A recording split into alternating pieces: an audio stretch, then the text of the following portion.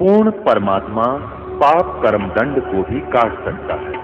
अभी तक जिस भी संत व महापुरुष से मिले उन्होंने यही बताया कि पाप कर्म फल भोगने से ही समाप्त होगा। वो प्रभु कौन है जो पाप कर्म को काट देता है, वो काल के बंधन से छुड़वा देता है। उसका क्या नाम है, पूजा की विधि क्या है? कृपया अवश्य सुनिए जगत गुरु तत्वदर्शी संत रामपाल जी महाराज के अमृत वचन।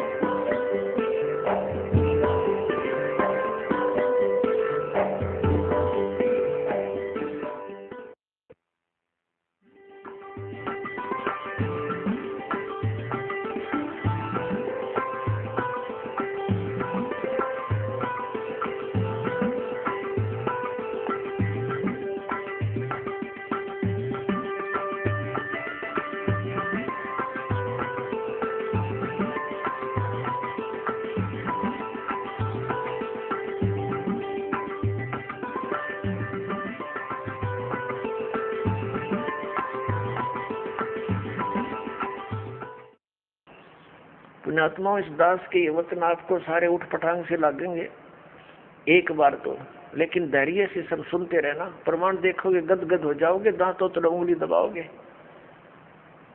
कि बैठा बैठा दिया हमारे आचार्य और शंकराचार्यों ने सारा गलत ज्ञान सुना के। कख भी नहीं पता इन आचार्यों शंकराचार्यों हमारे हिंदू धर्म के गुरुओं को आज तक, ऋषि में ऋषियों को सतयुग से लेकर आज तक इनको कख भी पता नहीं वेदों और गीता का। अब आपको दिखाते हैं श्रीमद् भगवद गीता, इसके अध्याय नंबर 2 का, अध्याय नंबर 2 श्रीमद् भगवद गीता श्लोक नंबर 12। न तो ऐसा ही है कि मैं किसी काल में नहीं था, अथवा तू नहीं था, अथवा ये राजा लोग नहीं थे, और न ऐसा ही है कि इससे आगे हम सब नहीं रहेंगे।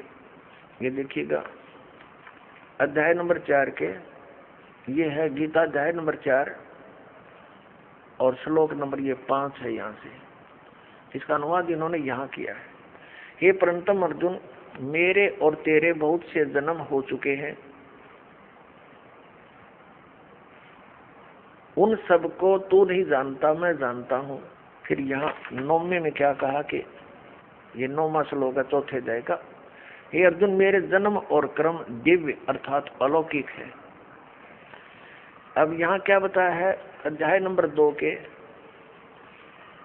अध्याय नंबर 2 के श्लोक नंबर 17 में कहा कि अर्जुन, नाश रहित तो उसको जान जिससे संपूर्ण जगत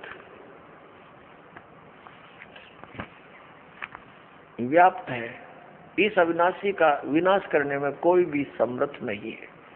यानी गीता ज्ञान दाता से अन्य है कोई जो वास्तव में अविनाशी है। गीता जी अध्याय नंबर 15 के श्लोक नंबर 1 से 4 और 16-17 में इन 3 प्रभुओं की जानकारी, 3 पुरुषों की। अब पहले आपको अध्याय नंबर 10 का श्लोक नंबर 2 दिखाते हैं। ये देखिएगा अध्याय 10 और श्लोक 2 में, मेरी उत्पत्ति को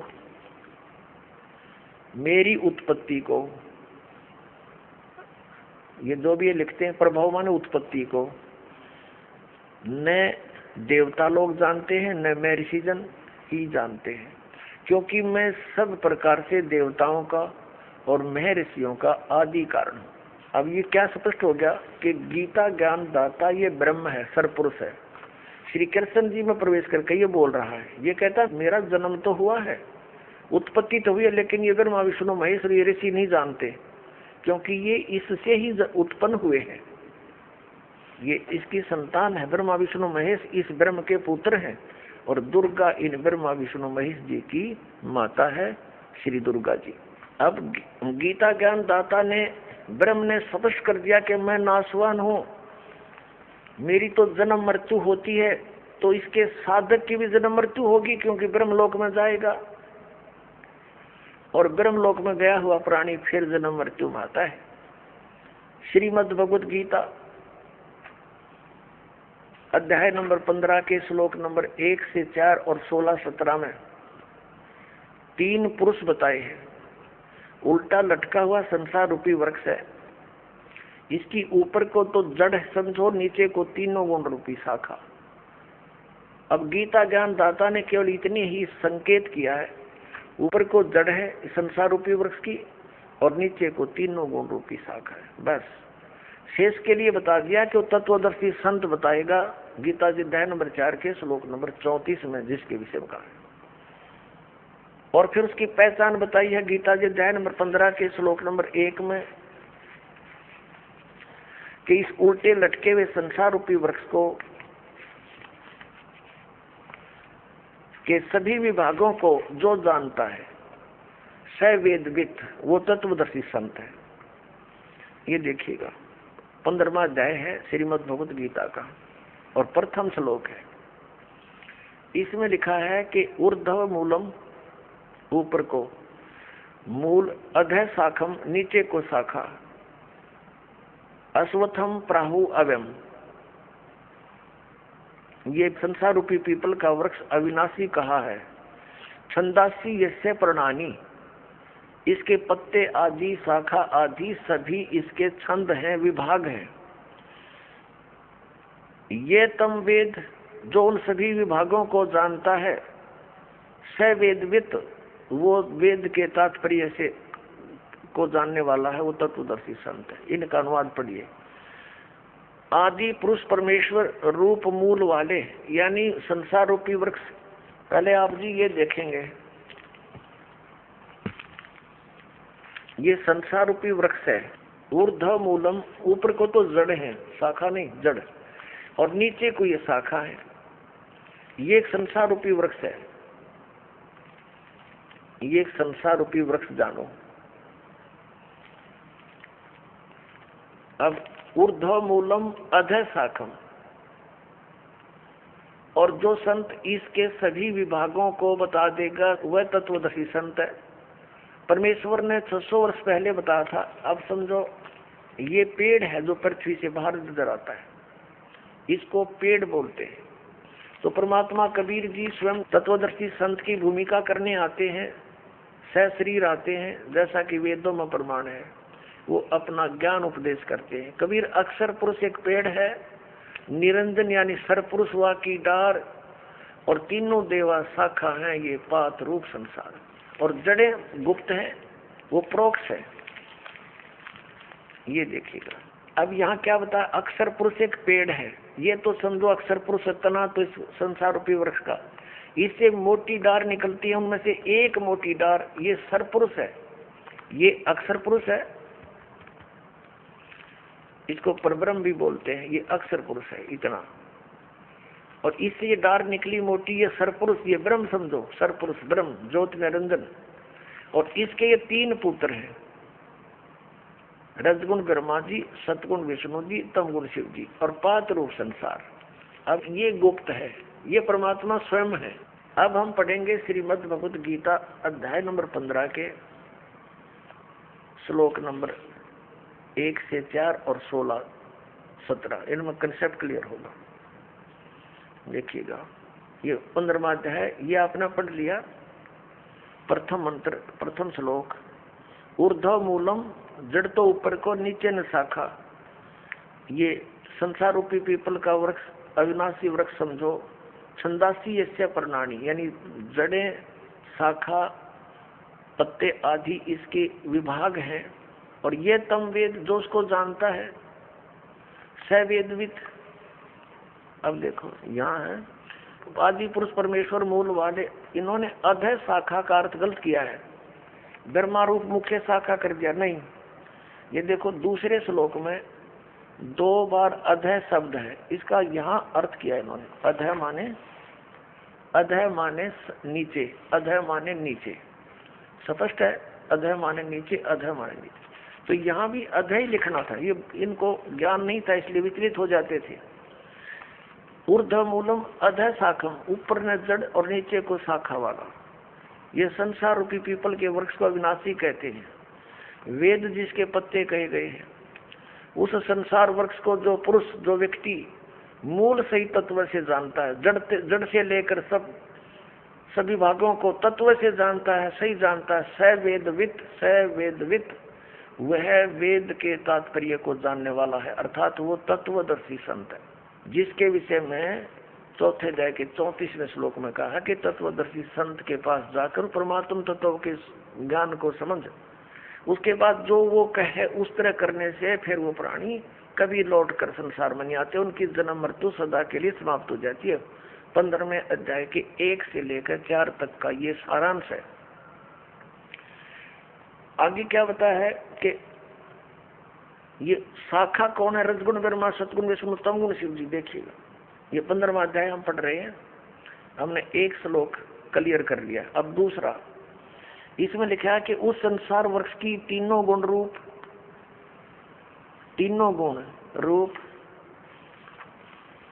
ये शाखा, विषय पर वाला, विषय विकारों वाली, ये तो देव मनुष्य रखिए तीनों नाप लिखा है, ये शाखा है।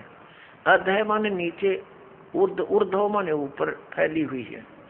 मनुष्य लोक में कर्मों के अनुसार बांधने वाली भी ये मूलानी यानी मुख्य कारण है, नीचे और ऊपर फैली हुई है, सब जगह नहीं, केवल नीचे और ऊपर। अब यहाँ ये कंसेप्ट क्लियर करना पड़ेगा, अब ये स्पष्ट करना पड़ेगा कि रजगुण ब्रह्मा जी, सतगुण विष्णु जी, तमगुण शिव जी है। इसके लिए देखिएगा मार्कंडेय पुराण, ये मार्कंडेय पुराण, और ये कहाँ से प्रकाशित है? गीता प्रेस गोरखपुर से। प्रकाशक एवं मुद्रक हैं गीता प्रेस गोरखपुर, गोविंद वन कार्यालय कोलकाता का संस्थान। संक्षिप्त मार्कंडेय पुराण, पृष्ठ 122 से हम प्रारंभ करेंगे। यहाँ लिखा है कि मार्कंडेय जी बोले, मार्कंडेय जी ज्ञान दे रहे हैं। अब हम 123 पर आ जाते हैं, 123 पर यहाँ आ गया। रजोगुण प्रधान ब्रह्मा, तमोगुण प्रधान रुद्र और सतो प्रधान विश्व पालक विष्णु है। यही 3 देवता है और यही 3 गुण है। अपने आत्माओं, ये हमारे धर्म गुरु आचार्य शंकराचार्य, मंडलेश्वर, इनमें से कुछ एक तो ठीक बताते हैं। जैसे इनसे कोई प्रश्न करता है कि क्या रजगुण ब्रह्मा, सतगुण विष्णु, तमगुण शिव जी हैं, जो बिल्कुल निष्पक्ष हैं, वो तो सही कह देते हैं कि हाँ बिल्कुल शास्त्रों में ऐसा ही लिखा है। और जो चतुरता दिखाते हैं, अपनी अज्ञानता का प्रतीक देते हैं, वो कहते हैं नहीं, ब्रह्मा विष्णु महेश कोई जड़ थोड़े ही है, और गुण तो जड़ है, लेकिन ये गुणी है, गुण नहीं है, गुणातीत है। बता अकल इनमें। जैसे मिर्च है और मिर्च का गुण है मुंह जलाना। अब कोई नो कहे क्या मिर्च जो है मुंह जलाती है, वो कहे नहीं, मिर्च मुंह थोड़ा जलाती है, वो तो गुणी है, वो गुणों से रहित है। और मिर्च में गुण तो वही है, मुंह फूकने वाला। तो ऐसे ही ये चतुरता दिखाते हैं, क्योंकि इनका उद्देश्य ही जनता को भ्रमित करके अपना उल्लू सीधा रखना है। इनको जनता से कोई लेना देना नहीं, ऐसे व्यक्तियों को। लेकिन कुछ अच्छे भी हैं जो सच्चाई भी बताते हैं कि शास्त्रों में ऐसा लिखा है, शास्त्र आपके रूबरू और कराते हैं। ये देखिएगा श्रीमद् देवी भागवत, हिंदी टीका सहित भाग 1, इसमें संस्कृत भी साथ में है। देवी भागवतम सभाष टीकम सहमातम, खेमराज श्री कृष्ण दास प्रकाशन, मुंबई। अब इसके तीसरे स्कंद पर हम आगे हैं। अथ श्रीमद् देवी भागवते भाषा टीका युक्ते तृतीय स्कंद प्रारंभते। इसके तीसरे स्कंद के 11वें पृष्ठ पर हम पढ़ेंगे। ये 11वां पृष्ठ है, ये 5वां अध्याय है, इसका 8वां श्लोक है। भगवान शंकर अपनी माता दुर्गा से कह रहे, हे माता, यदि हमारे ऊपर सदा आप दया युक्त हो तो हमको तमोगुण में किस प्रकार प्रदान किया है? ब्रह्मा रजोगुण और हरि सतोगुण युक्त किए हैं। फिर संस्कृत देखो, ये संस्कृत भी पढ़ेंगे हम, क्योंकि अब हम शिक्षित हैं। यदि दया धर्मना न सदा अंबिके कथम अहम विहित, क्यों मैं रच दिया, क्यों बना दिया। तमोगुण, मुझे तमोगुण क्यों बना दिया। कमल जय, कमल से उत्पन्न होने वाले ब्रह्मा को रजोगुण संभव, क्यों रजोगुण उत्पन्न कर दिया। सुवित, सुविहित है किमो सतोगुण हरि, और विष्णु देव को अपने सतोगुण क्यों बना दिया। इति सिद्धम रजगुण ब्रह्मा सतगुण विष्णु तमगुण शिव जी। तो परमात्मा कबीर देव जी ने, परमेश्वर ने स्वयं आकर यथार्थ ज्ञान दिया कि अक्षर पुरुष एक पेड़ है और सरपुरुष यानी निरंजन वा की डार, और तीनों देवा रजगुण ब्रह्मा सतगुण विष्णु तमगुण शिव जी, तीनों देवा शाखा है, ये पात्र रूप संसार है। अब हम इस पवित्र श्रीमद् भगवद गीता के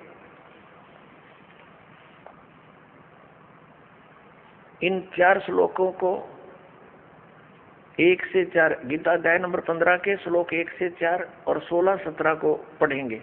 अब आसानी से समझ में आ जाएगा, कंसेप्ट क्लियर हो गया। तीनों गुण, रजगुण ब्रह्मा है, सतगुण विष्णु, तमगुण शिव जी। अब देखिए गीता अध्याय नंबर 15 का और श्लोक नंबर हम 2 पढ़ रहे हैं।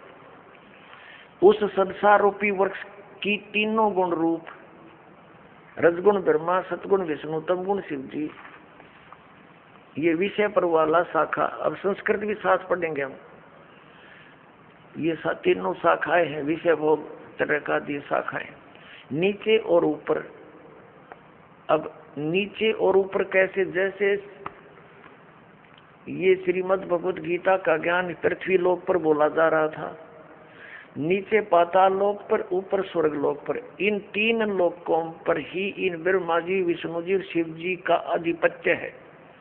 यहाँ तक इनकी एक विभागीय मंत्री समझो, ये इन 3 लोकों पर, ऊपर स्वर्ग में, नीचे पाताल तक इसकी इनकी रेंज है, इनकी जो है ना प्रभुता है, इनकी सीमा है सर्वत्र। ये देखिए नीचे और ऊपर, सर्वत्र नहीं, ऊपर फैली हुई है मनुष्य लोक में, और कर्मों के अनुसार बांधने वाली भी यही मुख्य कारण है। नीचे और ऊपर ये व्याप्त है। अब तीसरे में क्या बताया है कि इस संसार वृक्ष का गीता ज्ञान दाता ब्रह्म है, श्री कृष्ण जी में बोल रहा प्रवेश करके।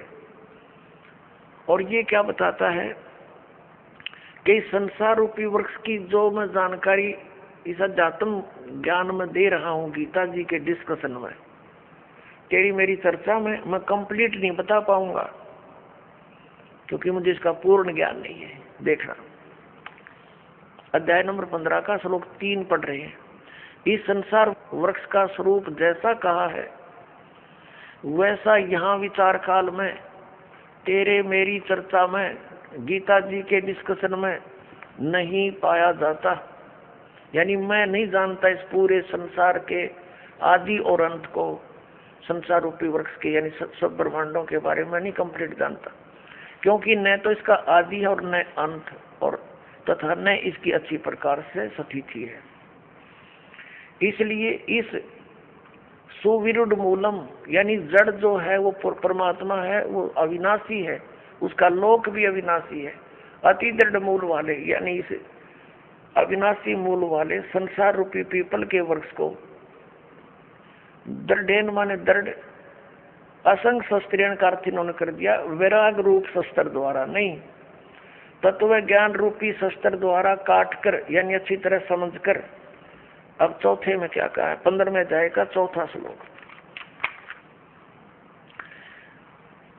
उसके पश्चात उस परम पद रूप परमेश्वर को भली भांति खोजना चाहिए, जिसमें गए हुए पुरुष फिर लौटकर संसार में नहीं आते, और जिस परमेश्वर से इस पुरातन संसार रूपी वृक्ष की परिवर्ती विस्तार को प्राप्त हुई है, उसी आदि पुरुष नारायण यानी परम अक्षर ब्रह्म की शरण में मैं हूँ। इस प्रकार दृढ़ निश्चय करके उस परमेश्वर का ही मनन और निधि ध्यान करना चाहिए। अब इसमें क्या स्पष्ट हो गया कि गीता ज्ञान दाता कहता है कि मैं कंप्लीट नॉलेज नहीं रखता, और तत्वदर्शी संतों के पास जाकर उनको समझ उसके पश्चात परमेश्वर के उस परम पद की खोज करनी चाहिए जहाँ जाने के बाद साधक लौटकर फिर कभी संसार में नहीं आते, यानी उनका पूर्ण मोक्ष होता है। गीता ज्ञानदाता अपनी स्थिति स्पष्ट करते हुए गीता अध्याय नंबर 2 के श्लोक 12 में, गीता जी अध्याय नंबर 4 के श्लोक 5 और 9 में, गीता अध्याय नंबर 10 के श्लोक नंबर 2 में स्पष्ट करता है कि अर्जुन तेरे और मेरे बहुत जन्म हो चुके हैं, तू नहीं जानता मैं जानता। इससे सिद्ध है कि ये तो नासवान है, स्पष्ट हुआ। और ये भी स्पष्ट हुआ कि ब्रह्म है जो गीता जी बोल रहा श्री कृष्ण जी में, इसका ओम नाम है। ओम नाम के जाप से ब्रह्मलोक प्राप्ति होती है। ब्रह्मलोक में गए हुए प्राणी भी जन्म मृत्यु में ही रहते हैं। तो ये ब्रह्म की साधना से भी मोक्ष प्राप्त नहीं हो सकता, वो स्थान प्राप्त नहीं हो सकता जहां जाने के बाद साधक कभी लौटकर संसार में नहीं आते। वो कौन है? वो परम अक्षर ब्रह्म की साधना करने से। जैसे गीता जी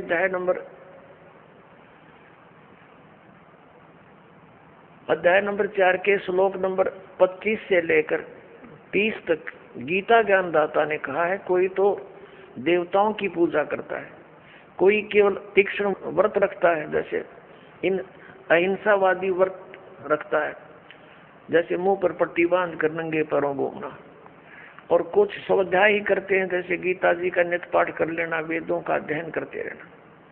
कोई प्राणायाम करता है, कोई केवल हवन यज्ञ ही करते हैं, और सभी अपनी साधनाओं को पाप नाशक जानते हैं। यदि उनको ये पता चल जाए कि ये पाप नाशक नहीं है तो सब कोई ना करे उनको। ये साधक उसी समय तक उस साधना को कर रहा है जब कोई इसका पता नहीं कि सही नहीं है, तब छोड़ देगा उसी दिन। तो इसके लिए बताया कि चौथे अध्याय के 32वें श्लोक में कि इस प्रकार की जो 25 से लेकर और 30 तक जिन श्लोकों में जानकारी दी है, इस प्रकार की बहुत सारे धार्मिक यज्ञों की, धार्मिक अनुष्ठानों की जानकारी सच्चिदानंद घन ब्रह्म की वाणी में विस्तार से कही गई है। अब सच्चिदानंद ब्रह्म की वाणी, क्योंकि वो परमात्मा सतलोक से चलकर आता है, अपने मुख कमल से उपदेश देता है, ज्ञान सुनाता है, वो सूक्ष्म वेद होता है, वो तत्व ज्ञान होता है। तो वो तत्व ज्ञान है, उसके अंदर बहुत विस्तार के साथ ये अध्यात्म मार्ग बताया गया है, अध्यात्म ज्ञान कहा गया है। अब देखिएगा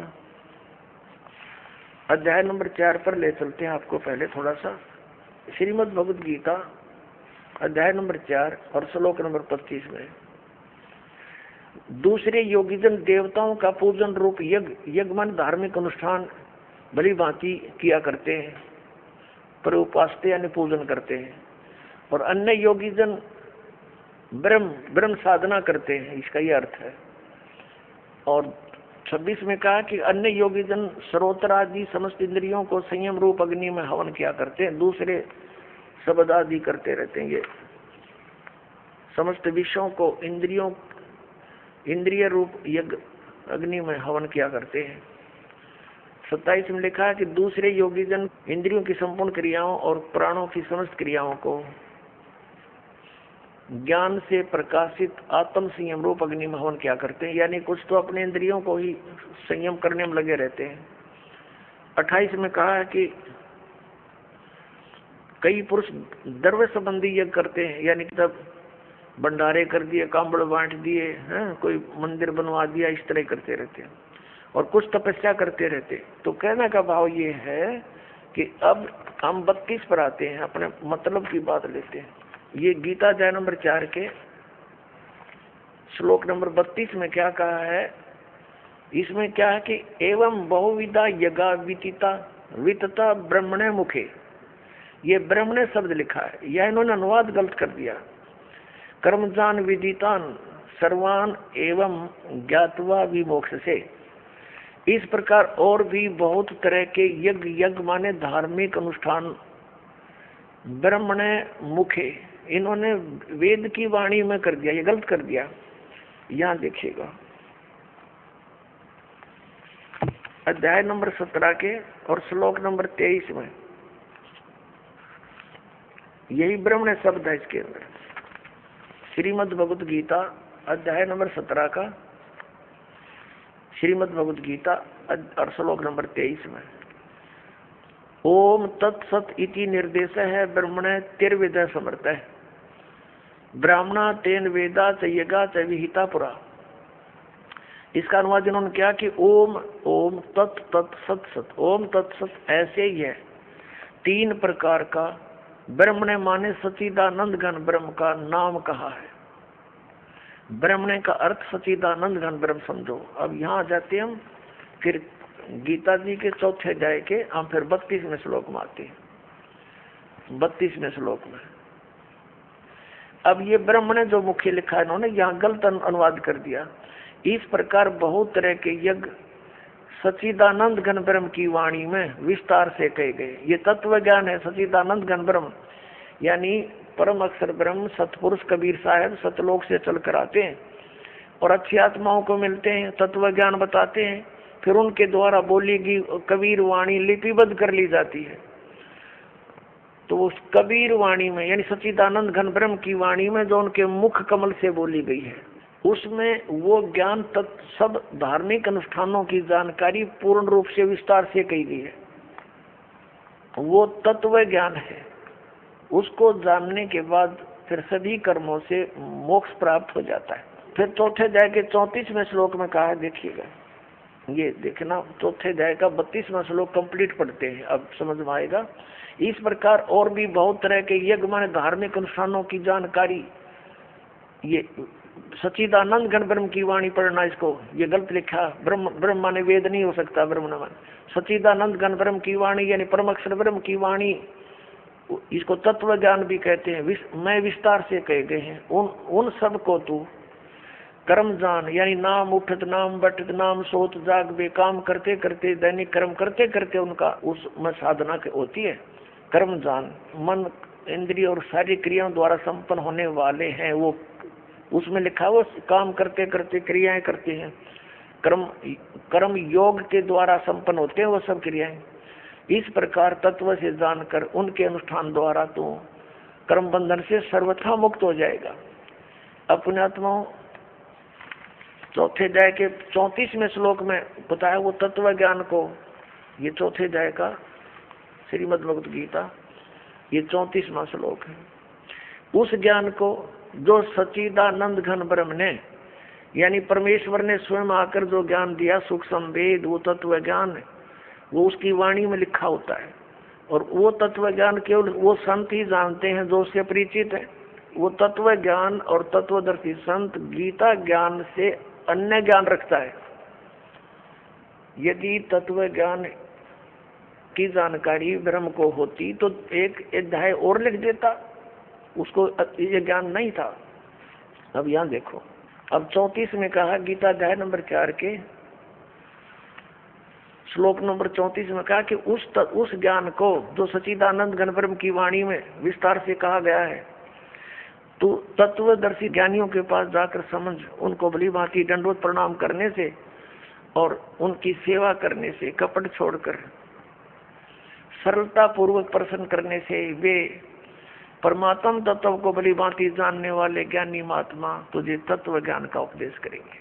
अपने आत्माओं ये दास अब कहाँ लाना चाहता है आप जी को?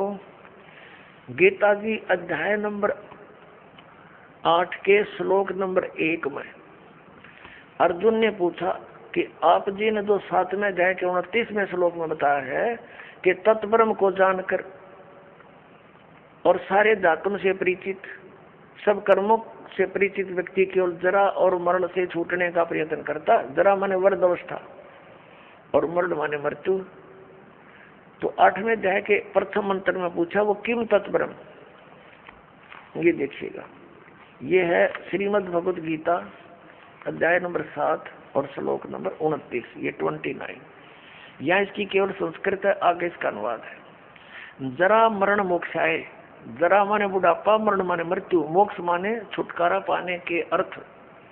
माम आश्रित यतन्ति ये ते ब्रह्म तत्विदु कृष्णम अध्यात्म कर्म से अखिलम। इसका अर्थ है कि माम आश्रित, मैंने जो तुझे बताया है इस ज्ञान को आश्रित जो कर लेगा तत्वदर्शी संतों को खोज लेता है, वह जरा मरण के मोक्ष के लिए ही प्रयत्न करते हैं। वे तत्ब्रह्म को और संपूर्ण तत्ब्रह्म को जानते हैं और सारे अध्यात्म ज्ञान को और सब कर्मों को से परिचित है। ये देखिएगा, यह अनुवाद है 7वें अध्याय के 29वें श्लोक का। जो मेरी शरण होकर आश्रित है, इसका अर्थ तो ये दास ने जो बताया वही सही है कि मेरे इस ज्ञान का आश्रय कर ले, कि तत्वदर्शी संत की खोज कर ले, उसके बाद उससे प्राप्त ज्ञान के आधार से जो केवल जरा और मरण से छूटने का ही प्रयत्न करते हैं, वे उस तत्ब्रह्म से और सारे अध्यात्म ज्ञान से और सब कर्मों से परिचित हैं। देखिए अब 7वें अध्याय का 29वां श्लोक हम गीता जी का पढ़ रहे हैं। जो मेरे आश्रित माने शरण होकर जरा और मरण, जरा माने वृद्धावस्था, मरण माने मृत्यु से छूटने के लिए यत्न करते हैं, वे उस ब्रह्म को और संपूर्ण अध्यात्म को, ये देखो उस तत् ब्रह्म उस ब्रह्म को, संपूर्ण अध्यात्म को और संपूर्ण कर्मों को जानते हैं। यहाँ 8वां अध्याय श्लोक प्रारंभ होता है।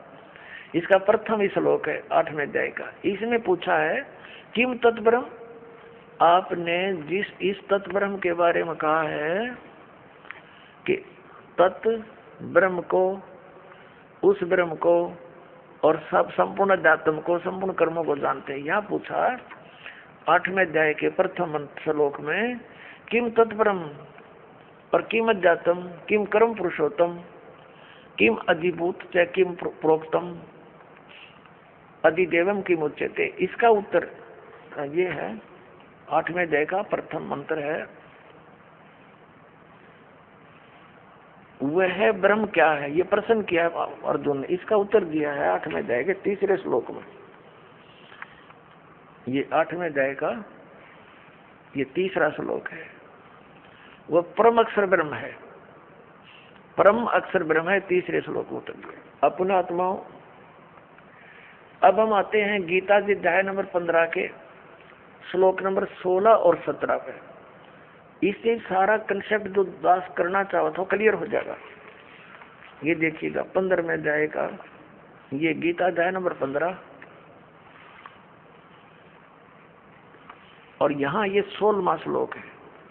इसमें 2 पुरुष बताए हैं, दिव्यम दुऔ इमौ पुरुषौ, 2 पुरुष, 2 प्रभु, 2 स्वामी, एक सर और एक अक्षर। इसको सर पुरुष कहो। इस दोनों पुरुषों को यहाँ लगा सकते हैं, सर पुरुष और अक्षर पुरुष। और यहाँ इनका अनुवाद, इन्हीं का अनुवाद देखते हैं। इस संसार में नासवान और अविनाशी भी ये 2 प्रकार के पुरुष माने प्रभु, पुरुष माने स्वामी, भगवान कहे हैं। और सब प्राणियों के शरीर नासवान है और जीवात्मा अविनाशी कहा जाता है।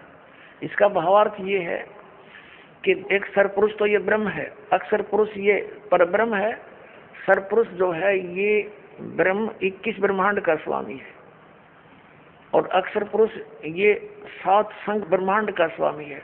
ये दोनों भी और इनके अंतर्गत जितने प्राणी हैं सब नासवान है, लेकिन जीवात्मा तो किसी की भी नहीं मरती, वो तो विषय ही अलग है। अब ये स्पष्ट कर दिया, ये तो दोनों नासवान है, सरपुरुष भी और अक्षर पुरुष भी। भले ही अक्षर माने अविनाशी होता है, लेकिन इसकी बहुत ज्यादा लंबी आयु है जिस कारण से इसको अक्षर कह रहे हैं, लेकिन ये वास्तव में अविनाशी नहीं है। इसका कंसेप्ट 15वें अध्याय के 17वें श्लोक में स्पष्ट कर दिया कि उत्तम पुरुष तू अन्य और परमात्मा इति उदाहरते। देखना 15वें अध्याय का हमने 16वां पढ़ लिया, 17वां पढ़ेंगे। उत्तम पुरुष तू अन्य परमात्मा इति उदाहरते, यह लोग तरम आविष्य विवर्ती अवय ईश्वर है। उत्तम पुरुष यानी श्रेष्ठ परमात्मा तो इन दोनों से कोई अलग है। 2 पुरुष 16वें में कहे उनसे अन्य है, और जो तीनों लोकों में प्रवेश करके सबका धारण पोषण करता है। अविनाशी परमेश्वर परमात्मा इस प्रकार कहा गया है। अपने आत्माओं, अभी आपने उल्टा लटका हुआ संसार रूपी वृक्ष देखा, ये देखिएगा, ये उल्टा लटका हुआ संसार रूपी वृक्ष है और इसके ऊपर न जड़ नीचे को तीनों गुण रूपी शाखा है। तो जड़ से ही पूरे वृक्ष को आहार मिलता है, तीनों लोकों में प्रवेश करके सबका धारण पोषण ये मूल रूपी परमात्मा परम अक्षर ब्रह्म ही सब संसार का धारण पोषण करता है। ये संसार रूपी वृक्ष है। संसार रूपी वृक्ष की जो मूल है परम अक्षर ब्रह्म, ये देखो श्रीमद् भगवत गीता अध्याय नंबर हम 15 का और श्लोक नंबर हम ये 17वां पढ़ रहे हैं। उत्तम पुरुष है तू अन्य परमात्मा इति उदाहरत है। उत्तम पुरुष यानी श्रेष्ठ परमात्मा प्रभु तो कोई और है, इन ऊपर वाले से दोनों 16 वर्णित से अलग है और उसी को परमात्मा कहा जाता है। यह लोक त्रयम आदि से विवर्ती जो तीनों लोकों में प्रवेश करके सबका धारण पोषण करता है, वो वास्तव में अविनाशी भगवान है, वो अविनाशी परमात्मा। ये देखिए उत्तम पुरुष यानी पुरुषोत्तम सही भगवान तो कोई और ही है जो तीनों लोकों प्रवेश करके और सबका धारण पोषण करता, वो है अविनाशी परमात्मा। वास्तव में अपने आत्मा जो दास निष्कर्ष निकालना चाह रहा अब निकल रहा है। अब जो प्रसंग चला था कि विष्णु जी तो कह रहे हैं मैं दुर्गा से ऊपर किसी को नहीं मानता, मेरे आध्यात्मिक ज्ञान के जितना मुझे है मेरे ज्ञान में दुर्गा से ऊपर कोई भगवान नहीं। और विष्णु जी कह रहे हैं मैं दुर्गा की भक्ति करता रहता हूँ। और हमारे आचार्य शंकराचार्य कहते हैं ये अपने स्वरूप की भक्ति करते हैं, ये किसी की भक्ति नहीं करते। कोई कह कुछ राम की भक्ति करता है, राम श्री शंकर की करता है।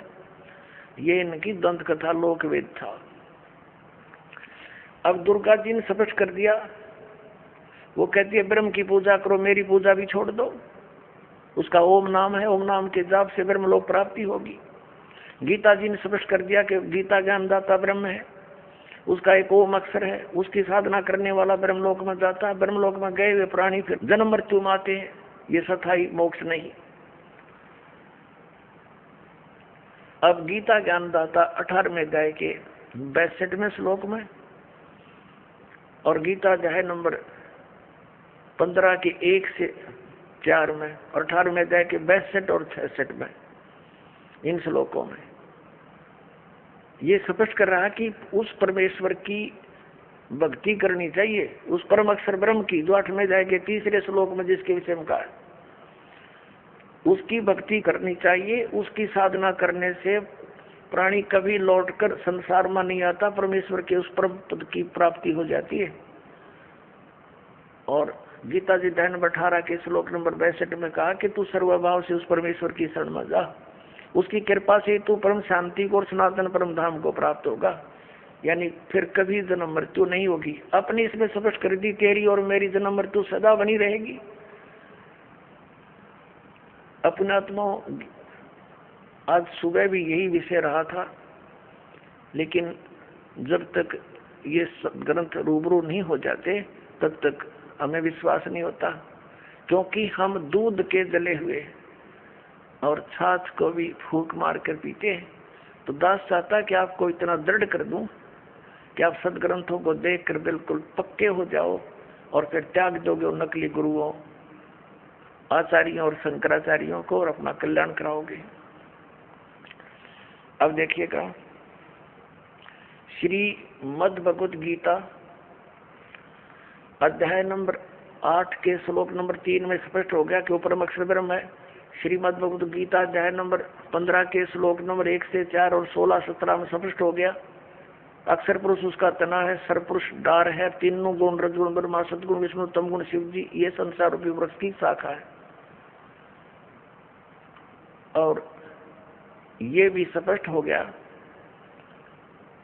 कि सबका धारण पोषण करने वाला और वास्तव में अविनाशी परमात्मा परम अक्षर पुरुष है, परम अक्षर ब्रह्म है। अब गीता अध्याय नंबर 8 के श्लोक नंबर 5 में और 7 में गीता ज्ञानदाता अपनी साधना के लिए कहता मेरी भक्ति कर। उसके लिए मंत्र इसने बता दिया 8वें अध्याय के 13वें श्लोक में कि मेरा एक ओम अक्षर है, नथिंग एल्स, और मेरी भक्ति करनी है तो ओम अक्षर है तो मुझे प्राप्त होगा, लेकिन युद्ध करना पड़ेगा। और परम अक्षर ब्रह्म की शरण में जाना है, उसकी भक्ति करनी है तो उसका मंत्र बता दिया 17वें अध्याय के 23वें श्लोक में, ओम तत्सत इति निर्देश है ब्रह्मण त्रिविध समर्थ है। ब्रह्मणे माने उस परम अक्षर ब्रह्म के पाने की, उसकी भक्ति का केवल ओम तत्सत इन 3 मंत्र के जाप का सिमरण करने का, 3 प्रकार से सिमरण करने का आदेश है, निर्देश। निर्देश माने फाइनल फैसला, नथिंग एल्स। तो उसकी साधना करने से तो वो 8वें अध्याय के 8, 9, 10 श्लोक में कहा कि उसकी भक्ति करेगा तो उस परमात्मा को, परम अक्षर ब्रह्म को प्राप्त होगा। उसकी साधना करने से वहां प्राणी चला जाता है, जहां जाने के बाद फिर लौटकर संसार में नहीं आते। और ये हमारे अज्ञानी आचार्य शंकराचार्य, तत्व ज्ञानहीन प्राणी मंडलेश्वर, ये कहते हैं हमारे धर्मगुरु के श्री कृष्ण जी अपने बारे में कह रहे। हर इसमें कंसेप्ट क्लियर कर रखा है, 2 परमात्मा नारे नारे, 3 बोले हैं, 3 बताए हैं, लेकिन 2 का ही अधिक रोल है, क्योंकि हम सरपुरुष के लोक में रहते हैं और परम अक्षर ब्रह्म के लोक में हमने जाना है। उसकी साधना है, लेकिन बीच में एक थोड़ा सा इंटरफेरेंस है इसकी, अक्षर पुरुष के, इसके साथ संग ब्रह्मंडों से हमने पार करना है। उसके लिए इसका ये ओम तो ये सीधा ही मंत्र है ब्रह्म का, तत् ये सांकेतिक है अक्षर पुरुष का, और सत भी सांकेतिक है परम अक्षर पुरुष, परम अक्षर ब्रह्म का। तो इन 3 मंत्रों के साधना से हम यहाँ से पूर्ण मोक्ष प्राप्त करके उस लोक में चले जाएंगे, जहाँ जाने के बाद साधक फिर कभी लौट कर नहीं आता। तो ये इस पूरी श्रीमद् भगवद गीता का निष्कर्ष आपके सामने। आप थोड़ा संकेत दिखा और देता हूँ, देखिएगा। श्रीमद् भगवद गीता अध्याय नंबर 8 के, गीता अध्याय नंबर 8 का हमने यहाँ तक पढ़ लिया था कि वो परम अक्षर ब्रह्म है। ये 3रे श्लोक में वह परम अक्षर ब्रह्म है जो गीता ज्ञान दाता से अन्य है। और यहाँ गीता ज्ञान दाता कहता है 8वें अध्याय के और ये 5वें श्लोक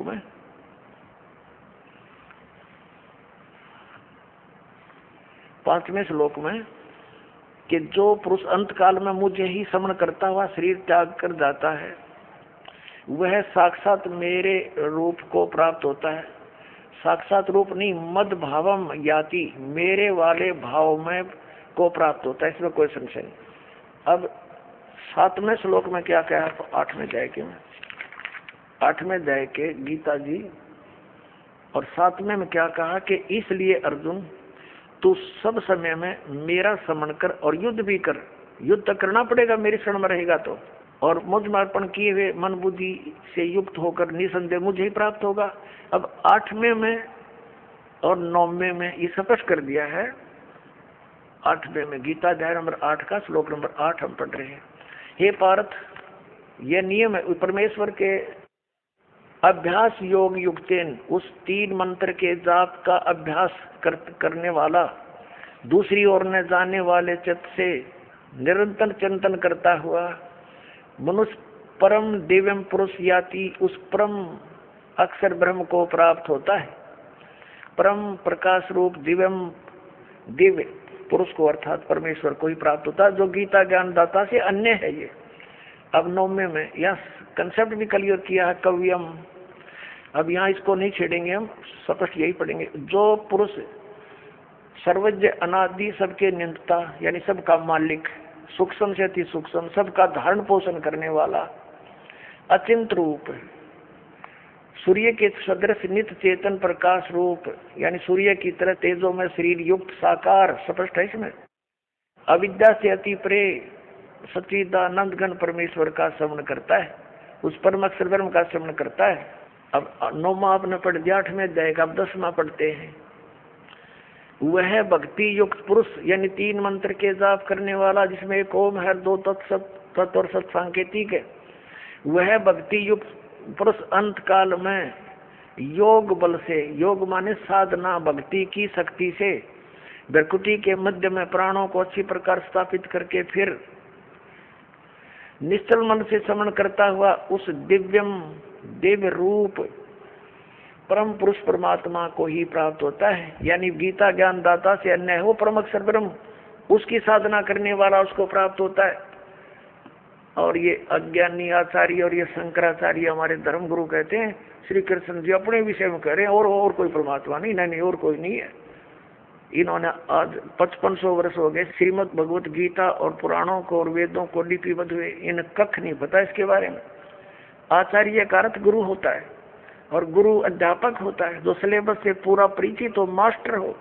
और जिसने कख नहीं पता वो काहे का टीचर, काहे का आचार्य। ये डबो दिया सारा देश, हिंदू समाज को भूत बनवा के फिर उनने की पूजा करवाते हैं, श्राद्ध निकलवा का पोषण करते हैं लोग। अपने आत्माओं,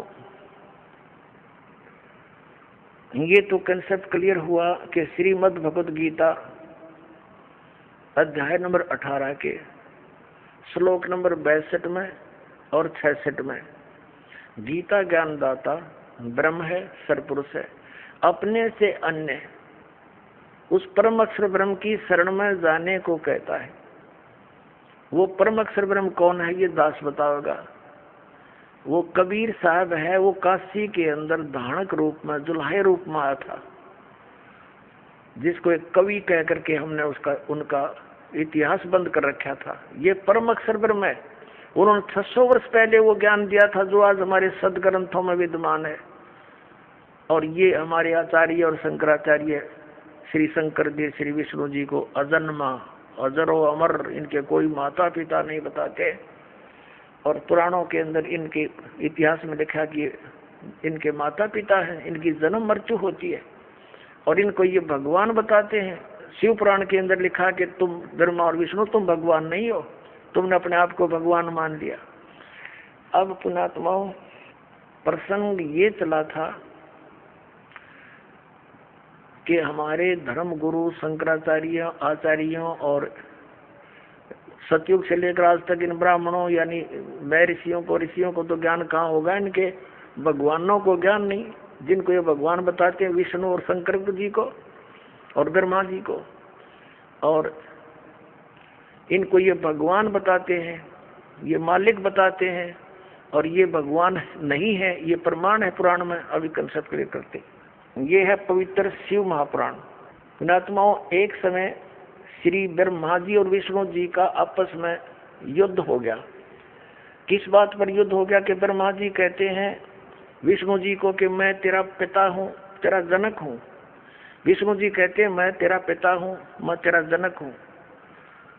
इस प्रकार दोनों का युद्ध हो गया। इनके दोनों के युद्ध को समाप्त कराने के लिए ऊपर से इनके पिता ने, इस ब्रह्म ने, सरपुरुष ने, इनके बीच में एक स्तंभ खड़ा कर दिया, लिंग, बहुत बड़ा पिलर तेजों में। इन्होंने लड़ना तो छोड़ दिया, उसका और छोर खोदने लगे।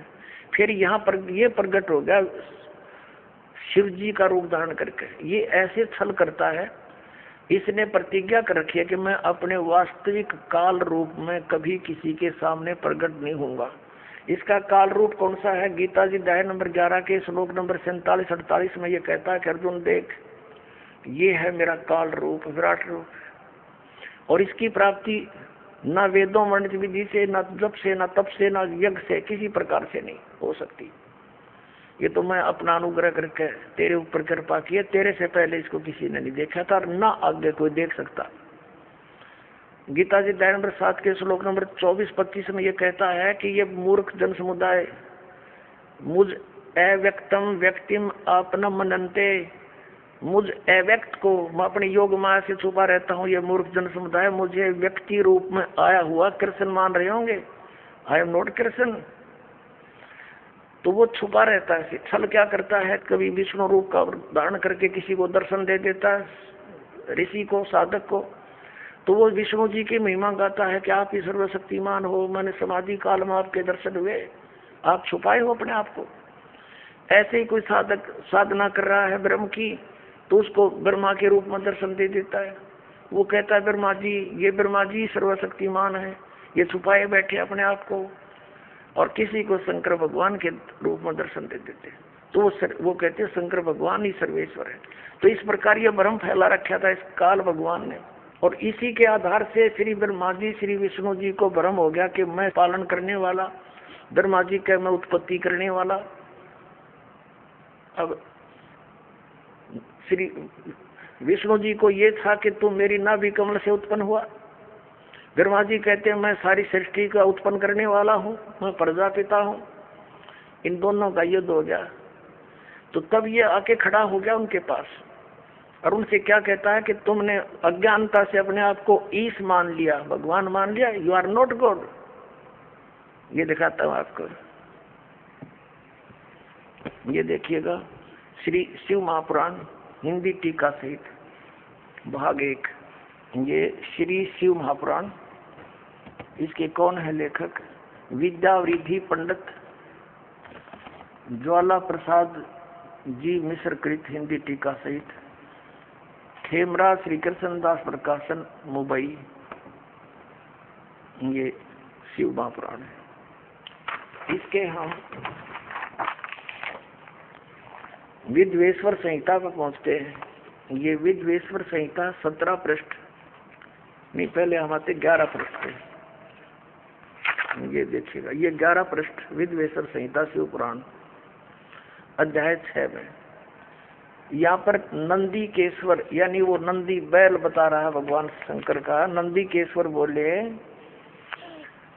कि हे योगेंद्र, एक समय विष्णु भगवान शेष सैया पर अपने गरुड़ आदि पार्षदों के से संयुक्त लक्ष्मी सहित शयन करते थे। उस समय ब्रह्म ज्ञानियों में श्रेष्ठ ब्रह्मा जी अपनी इच्छा से वहां आए।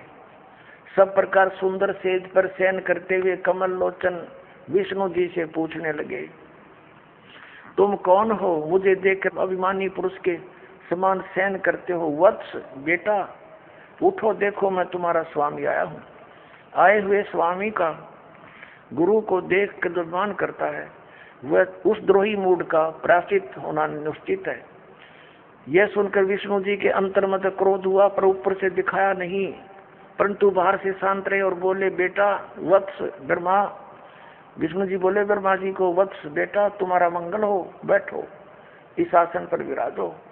इस समय तुम्हारे नेत्र कुटिल और मुख वक्र क्यों हो गया, हो रहा है? ब्रह्मा जी बोले, हे वत्स विष्णु, तुमको समय के प्रभाव से अभिमान है। हे पुत्र, मैं तुम्हारा रक्षक और जगत का पिता मैं हूँ। विष्णु जी बोले, यह तो सब जगत मुझ में सतीत है, तुम चोर के समान किस प्रकार अपना कहते हो? तुम मेरी नाभि कमल से उत्पन्न हुए हो, इससे तुम मेरे पुत्र हो। इनका लठ बाज गया, ये गणी ना पढ़ावे आगे आते हैं। इनका आपस में लट्ठम लट्ठा हो गए, देवता फूल बरसाने लगे, अक्षाबा समरो कटके। ये हमारे देवताओं के लक्षण देखिए। ये हम अब 11वां पृष्ठ पढ़ रहे हैं, अभी यहाँ नीचे आ गए हैं। यहाँ देखो विद्वेश्वर संहिता का, मैं श्रेष्ठ हूँ, मैं स्वामी हूँ, ऐसा कहकर एक दूसरे को मारने की इच्छा से युद्ध करने में उत्सुक हुए। संपूर्ण देवता विमान में बैठकर उस महा अद्भुत युद्ध को देखने चले आए और आकाश में उनका ऊपर फूल बरसाने लगे। वारे देवताओं, वारे देवताओं, ये हमारे देवता। दो भाइयों का झगड़ा हो जा तो सभ्य व्यक्ति उनका छूट बीच बचावा करा कर कहीं लड़के ना मर जा, अरे ये देवता फूल बरसावा, मरो लड़के हैं, हो जाओ खत्म है तेरा गजब। इन इतिहासों को पढ़ते थे हम। अब ये काल आ गया, इनके बीच में सतम डाल दिया इनके पिता ने पिल्लर तेजों में, बहुत इसके और छोर को खोजने लगे। इन कुछ नहीं पाया, ब्रह्मा ने झूठ बोल दिया। ये कथा आप सुनते रहते हो। इसलिए इनके बीच में आ गया और फिर इनको क्या हिदायत देता है कि तुम भगवान नहीं हो, तुमने अपने आप को भगवान मान लिया। ये देखिएगा, ये देखिएगा शिव पुराण 17 पृष्ठ पर हम आगे। विद्वेश्वर संहिता है ये, विद्वेश्वर संहिता भाग 1 का अध्याय 9। अब यहाँ निंदिकेश्वर फिर बोले कि इस प्रकार जब वो दोनों नरम हो गए, भगवान ने नरम हुए ब्रह्मा विष्णु पर अनुग्रह करके, क्या बताया?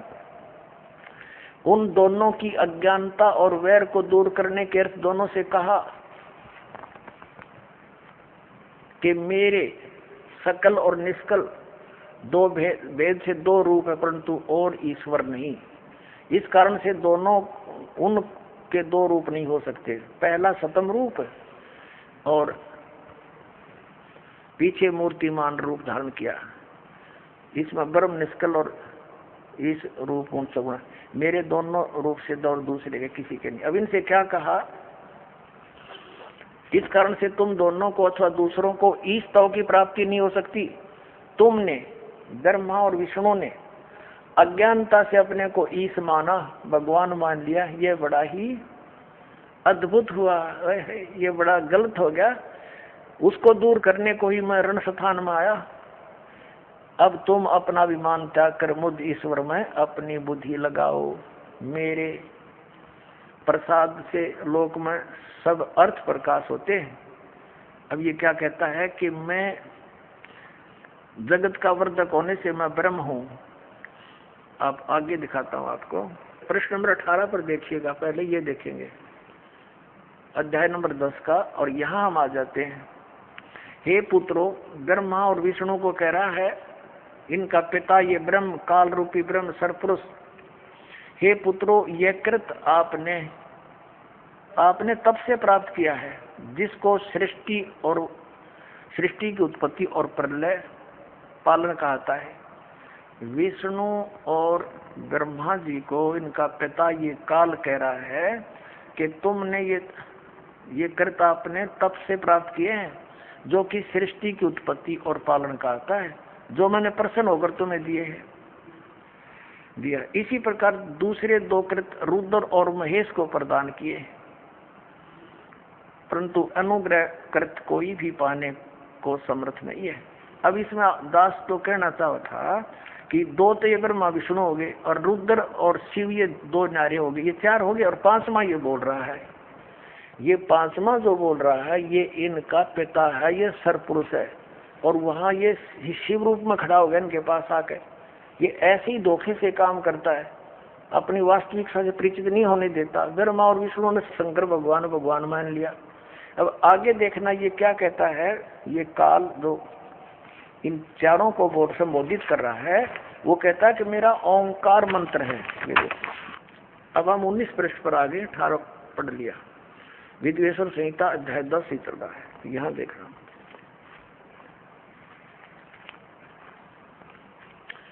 यहाँ इस कारण कि उस ज्ञान की सिद्धि के निमित्त ओंकार नामक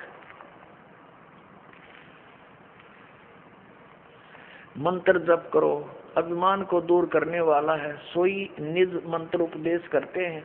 यह ओंकार मेरे मुख से उत्पन्न होने से मेरे ही रूप का बोधक है, महामंगल करने वाला है। यह वाचक है, मैं वाच्य हूँ। यह मंत्र मेरा आत्मा है, उसके समन से मेरा समन होता है। उत्तर के मुख से अकार, पश्चिम के मुख से उकार, दक्षिण के मुख से मकार, पूर्व के मुख से बिंदु, मध्य के मुख से नाद उत्पन्न हुआ। इस प्रकार 5 प्रकार से ये निर्गत हुआ। वह सब एक होकर ओम ऐसा एक अक्षर हो जाता है। यह सब नाम रूपात्मक। अब कहने का भाव ये है कि ये ओम एक अक्षर इस ब्रह्मा विष्णु महेश के पिता का है। ये हो गया स्पष्ट।